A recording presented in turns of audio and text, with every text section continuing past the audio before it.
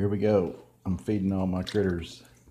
So the goldfish are getting some cooked and skinned peas, which is good for them. It makes them go to the bathroom. The cory cats and the rainbow fish are getting some bloodworms and some brined shrimp. And they only get this once a week, so this is not an everyday treat. But they do like them a lot.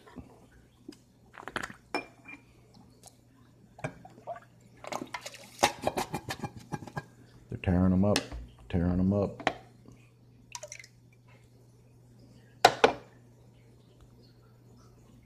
My little beta will only eat pellets. I've tried every food God makes, and he won't eat anything but pellets.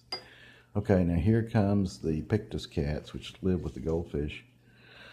They're getting their bloodworms, and then they go insane and do what pictus cats do, which is run around like insane idiots.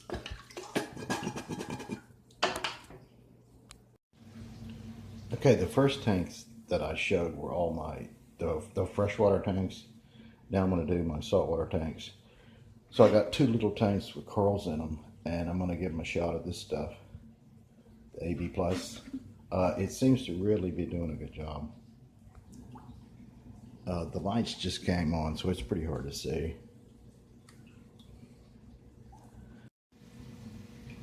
So I turn off the return pump, but I leave on the wave maker, so it blows the stuff all over the place. And this is my soft coral tank, so they're also going to get a shot of this stuff.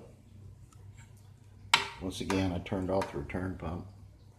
Just leave the wave makers on, so they all get nuked. And here's breeding pair of clownfish number 1. They're getting some delicious shrimpsters. That female right there, she is wicked mean. Here's a breeding pair of clownfish number 2. They're getting some shrimp. They're going to need some more than that, though. And here's the fish only community tank. So I put the food in there, turn off the return pump, leave the power heads on. So they seem to feed better when it blows around like that.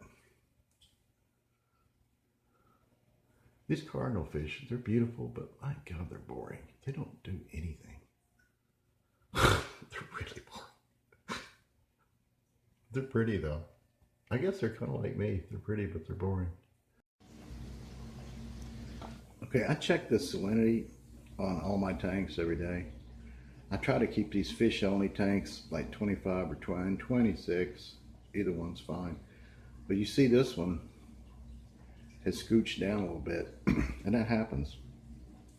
I think it's primarily because the protein skimmer is sucking up salt water. I think that's what causes this. I don't know. So anyway, a real easy way to do this is it's time to top this off anyway. And so you top it off with salt water instead of fresh water, and it slowly brings it up. So you see that little red tick mark there? That's where I want it to be. I don't use auto top offs because I'm always home, and auto top offs are not cheap and they break sometimes, and I have too many tanks to buy a bunch of auto top offs. So I got salt water. Just going to slowly add it in there. Now if I do this for 2 or 3 days, it'll come right back to 25 or 26. So there you go.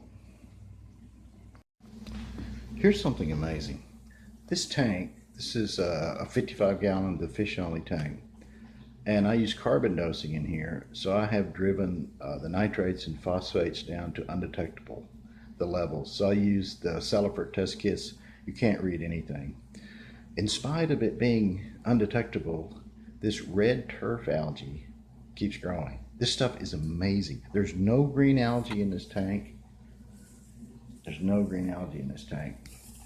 This stuff, though, just keeps growing. I have to yank it off every now and then. It's really tough.